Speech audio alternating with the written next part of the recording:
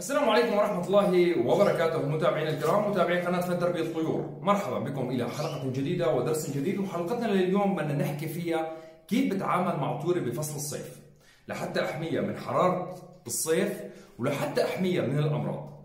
عند قدوم فصل الصيف يعني أمراض، يعني رطوبة عالية، يعني حرارة مرتفعة، يعني راح يوصل الطير عندي وخصيصا هلا 95% في مرحلة من الطيور في مرحله غيار الريش.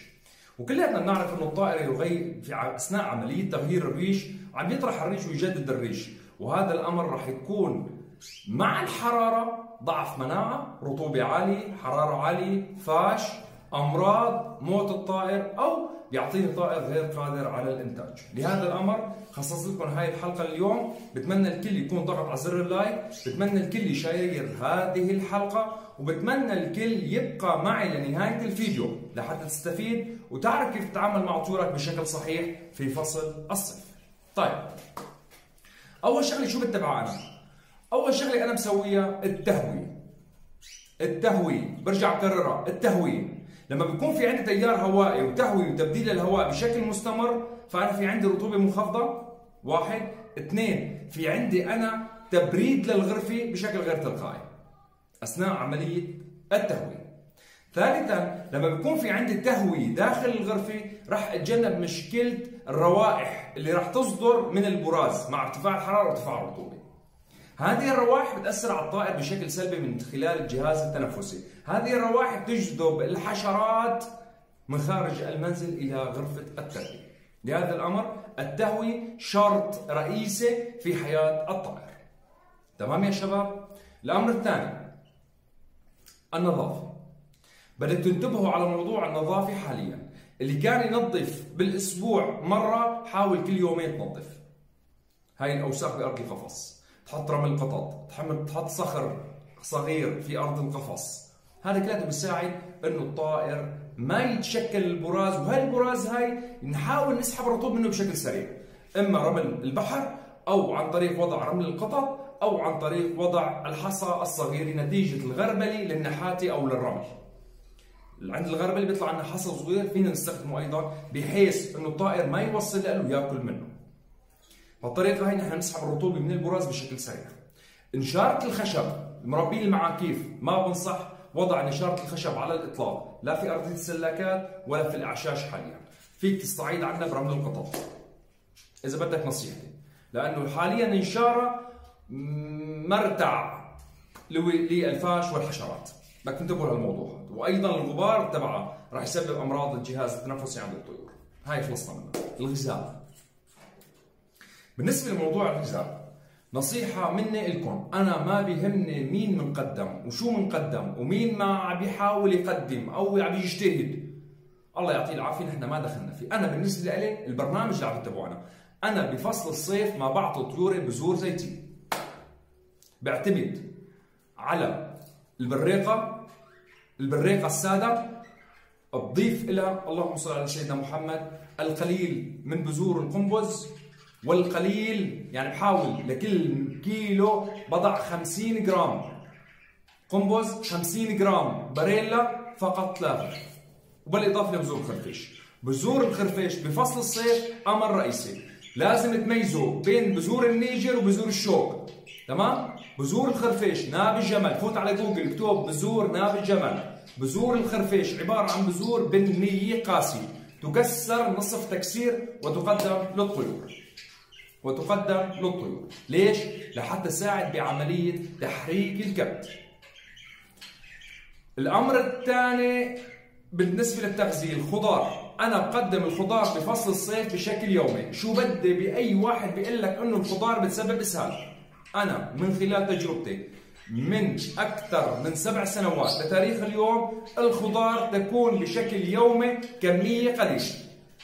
لأنه أنا اليوم عندي طائر عم يغير ريش، هذا الريش اللي عم يطلع إذا ما ساعدته بترطيب الجلد راح يصير في عندي جص، إذا ما ساعدته بترطيب الجلد أثناء الخروج راح يصير في عندي غيار ريش مستمر. لهذا الأمر ترطيب الجلد مستمر، يجب أن يبقى مستمر عن طريق تقديم الخضروات والعصائر منها عصائر الجزر، عصير البرتقال، عصير الليمون، أي نوع من أنواع العصائر الموجودة عندك تكسر في الماء وتقدم للطائر حسب الكمية الموجودة عندك. طيب بالنسبة للتر أضع لكل لتر معلقتين من عصير البرتقال، أضع لكل لتر معلقة صغيرة من الليمون. المادة الثالثة هي خل التفاح. خل التفاح متى من نزلت طيوري بغيار أبدأ بخل التفاح يوميا، حتى لما بضيف عصائر أضيف إليها خل التفاح ما عدا الليمون. ما بصير حط ليمون وخل تفاح، بدك تنتبهوا لهذا الموضوع. هذا ليمون وخل تفاح حمض بحمض راح يسبب أذى للقانصة. يعني بده يكون في عندي مادة حلوة ضيف عليها خل التفاح. السبب لحتى تضل عندي قانصة الطير والأحماض الموجودة بقانصة الطير متوازنة. لأن متى من صار في عندي خلل بقانصة الطير صار عندي مرض الميجا بكتيريا وصار عندي التهاب في القانصة. لهذا الأمر خل التفاح أضع لمشربية 100 مللي نقطتين، للتر معلقة صغيرة، للتر معلقة صغيرة من خل التفاح طبيعي، أو تركيز الحمض بيكون فيه 5، يعني بالماركت إذا بدك تجيبه بس يكون شيء مقبول يكون تركيز الحمض تبعه 5. طيب نجي لأهم شيء بالحلقة هو الثوم. ترى الثوم يا شباب سيف ذو حدين، إما بيكون علاج ووقاية أو بيكون سم وقتل للطير. المشربية اللي عم بتحط فيها الثوم إذا بقيت 12 ساعة شمها أنت، إذا بتطيقها بيطيقها الطير. الثوم ما بعطيه للطير طول ما عندي حرارة عالية إلا بطريقة التنقيط. يعني بجيب سيرانج بعصر ثوم وبصل، بسحب السيرانج بعطيه للطائر بفمه بشكل مباشر، نقطة. طيب يا أبو نصر أنا عم بربي بسلاكي أو عندي كمية كبيرة من الطيور، شو بشتغل معه؟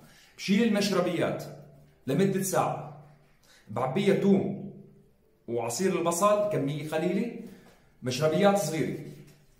بهاي المشربيات شايفينها؟ بهاي المشربيات بسوي لتر مي، بحط بهاي المشربيات، بوزع لتر على هاي المشربيات لطيوري بالاقفاص، بخلي بكل لتر مي معلقة كبيرة من عصير البصل والثوم وبقدمه للطيور. مرة واحدة كل 15 يوم. بس شغل بضل عند الطير 6 ساعات. ماكسيموم 6 ساعات بتبدل اذا كان طائر مريض. طيب الطائر سليم وحطيت له، متى من شفت الطير شرب وارتوى تسحب من عنده هاي المشربية. متى من شفت الطير شرب وارتوى تسحب هاي المشربية. طائر مريض واذا بدك نصيحتي ولله لا 6 ساعات ولا 7 ساعات، بتعمله عصير وتقدمه بفمه بشكل مباشر بالفم تنقيط. لا تخليه عنده ولا ساعة بكون افضل. الثوم والبصل والمشربية بتشيلها بتنقعها بتغسلها بتنظفها بتنقعها بخل بتنظفها لحتى الريحة تروح منها مشان ما يصير في صنصنة. طيب هاي بالنسبة للثوم والبصل، هاي بدك تاخذها قاعدة. خضروات حكينا عنها أهمها الجرجير، الكوسة، الخس ممتازة فينا نقدمها بهالوقت الحالي. مو كميات كبيرة، قطع صغيرة لحتى نتجنب مشكلة الإسهال. طيب آخر شيء بهاي الفيديو، آخر شيء بدك تنتبهوا على موضوع مهم كثير. بهذا الوقت طيورنا بغيار، أي طير بتشتريه جديد لا تدخلوا على غرفة إنتاجك. افصلوا مدة شهر، تأكد من خلوه من الأمراض، طهروا طبيعيا وبعدين دخلوا على غرفة الإنتاج. إلى هذا القدر نكتفي معكم بهذه الحلقة، بتمنى تكون نالت إعجابكم وبتمنى الكل يكون استفاد منها. اللايك والشير والاشتراك، والسلام عليكم ورحمة الله وبركاته.